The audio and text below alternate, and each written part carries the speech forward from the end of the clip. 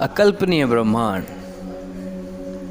एक पृथ्वी, 7 continents, 195 countries, अनगिनत त्योहार, असीमित कहानियाँ। उन्हीं कहानियों में से कुछ कहानियाँ लेके मैं हाजिर हूँ, आपका दोस्त, आपका भाई, आपका यार, Jaguar. So welcome to Jaguar tales. अब इनके बारे में आप क्या ही कहेंगे। वो रुद्र हैं, वो भोलेनाथ भी, वो नटराज हैं, वो महाकाल भी। उन्हें चाहे शिव कहो या कहो महादेव। जी हाँ, हम बात कर रहे हैं आदि योगी के धाम केदार धाम की।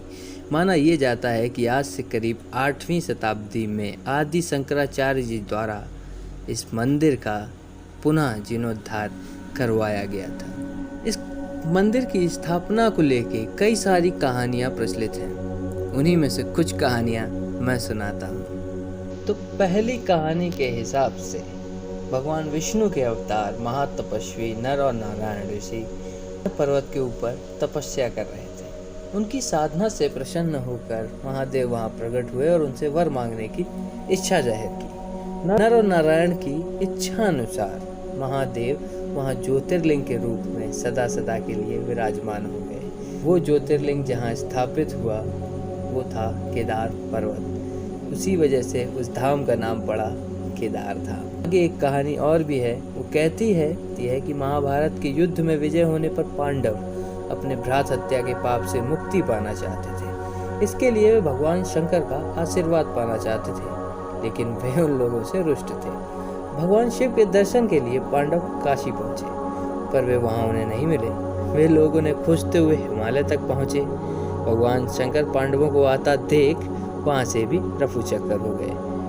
काफी प्रयासों के बाद, क्योंकि भगवान शिव उनको दर्शन नहीं देना चाहते थे, इसलिए वो कैलाश से भी अंतर्ध्यान होकर केदार में जा बसे। दूसरी ओर पांडवों को भी लगने लगा महादेव उनको दर्शन नहीं देना चाहते, लेकिन वो अपनी जिद के बहुत पक्के थे। वे उनका पीछा करते करते केदार भी जा पहुंचे। भगवान शंकर ने तब एक बैल का रूप धारण किया और वे अन्य पशुओं में जा मिले। पांडवों को संदेह हो गया था, अतः भीम ने अपना विशाल रूप धारण कर 2 पहाड़ों पर पैर फैला दिए। अन्य सब जानवर तो भाग निकले पर शंकर जी रूपी बैल पैर के नीचे से जाने को तैयार नहीं हुआ। भीम बलपूर्वक इस बैल पर झपटे, लेकिन जब भीम ने यह देखा कि बैल तो धरती में धंसता जा रहा है, उसने तुरंत बैल की पीठ पकड़ ली। भगवान शंकर पांडवों की भक्ति दृढ़ संकल्प देखकर प्रसन्न हो गए। उन्होंने तत्काल दर्शन देकर पांडवों को पाक मुक्त किया। उसी समय से भगवान शंकर बैल की पीठ की आकृति पिंड के रूप में श्री केदार में पूजी जाती है। ऐसा माना जाता है कि जब भगवान शंकर बैल के रूप में अंतर्ध्यान हुए तो उनके धड़ के ऊपर का भाग काठमांडू में प्रकट हुआ।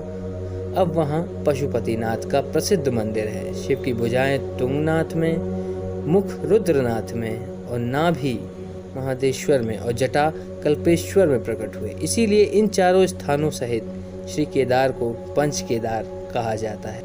यहाँ शिव जी के भव्य मंदिर बने हुए हैं। कई लोग सोच रहे होंगे कि कहाँ है ये केदारनाथ, तो सुनिए। उत्तराखंड के रुद्रप्रयाग डिस्ट्रिक्ट में हिमालय पर्वत की गोद में 12 ज्योतिर्लिंगों में से एक, 4 धामों में से एक, कत्यूरी शैली की बेमिसाल आकृति, इंटरलॉकिंग, आज की इंटरलॉकिंग, कल का शिल्पकार बना हुआ ये अलौकिक मंदिर कहलाता है केदारनाथ। शिवलिंग आदिकाल का होने की वजह से इसको छूने की किसी को आज्ञा नहीं मिलती। दूर से ही इसके दर्शन का आदेश है। वास्तुशिल्प के हिसाब से देखा जाए तो ये मंदिर 6 फुट ऊंचे चौकोर चबूतरे पर बना हुआ है। इसी कारण से मंदिर के चारों तरफ परिक्रमा पथ। केदारनाथ महादेव का धाम सदियों से हिंदुओं का महत्वपूर्ण धार्मिक स्थल रहा है। दर्शन का समय।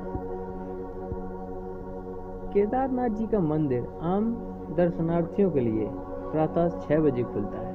दोपहर 3 से 5 बजे तक विशेष पूजा होती है और इसके बाद विश्राम के लिए मंदिर को बंद कर दिया जाता है।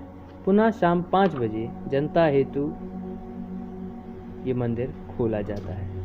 5 मुख वाली भगवान शिव की प्रतिमा का विधिवत श्रृंगार करके 7:30 बजे से 8:30 बजे तक नियमित आरती होती है। रात्रि 8:30 बजे केदारेश्वर ज्योतिर्लिंग का मंदिर बंद कर दिया जाता है। शीतकाल में केदार घाटी बर्फ से ढक जाती है। यद्यपि केदारनाथ मंदिर के खोलने और बंद करने का मुहूर्त निकाला जाता है, किंतु ये सामान्यतः नवंबर माह की 15 तारीख से पूर्व बंद हो जाता है। 6 माह बाद अर्थात वैसाखी 13-14 अप्रैल के आसपास ये बाद कपाट खोला जाता है। ऐसी स्थिति में केदारनाथ की पंचमुखी प्रतिमा को उखीपट में लाया जाता है। इसी प्रतिमा की यहाँ पर पूजा की जाती है। कि मैंने अपने थंबनेल में लिखा कि केदारनाथ हॉलीडे डेस्टिनेशन या फिर आस्था का शहर। तो आस्था का शहर तो हम लोग जान गए, अब जानते हैं ये हॉलीडे डेस्टिनेशन कैसे है। तो यहाँ पे पूजा पाठ के अलावा भी हम लोग बहुत कुछ कर सकते हैं। जी हाँ, यहाँ पे करने के लिए बहुत कुछ है। आप लोगों ने एक चीज़ तो सुनी होगी, ट्रैक। जी हाँ, तो अब जानते हैं ट्रैक इन केदारनाथ। केदारनाथ में ट्रैकिंग के लिए बहुत सारे रास्ते हैं, बहुत सारी अलग अलग जगहें हैं, बहुत सारे अलग अलग रास्ते हैं, अलग अलग रास्ते हैं, अलग अलग ट्रैकिंग।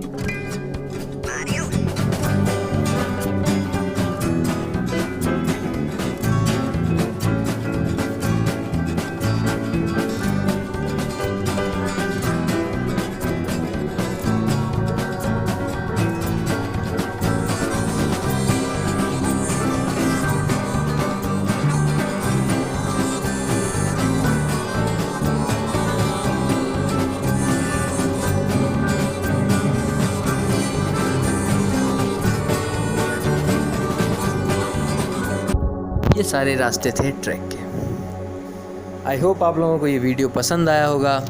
अगर पसंद आया हो तो लाइक करें, कमेंट करें, शेयर कर दें। भाई नया चैनल है, उतना कोई खास एक्सपीरियंस है नहीं, लेकिन जो भी कुछ है अपनी मेहनत से है, पसीना बहा के कुछ नया करने की कोशिश है दोस्त। बस ऐसे ही थोड़ा सा साथ चाहिए। बस वो लाल लाल वाला बटन दबाओ, घंटी बजाओ, बस भाई के अगले वीडियो का इंतज़ार करो।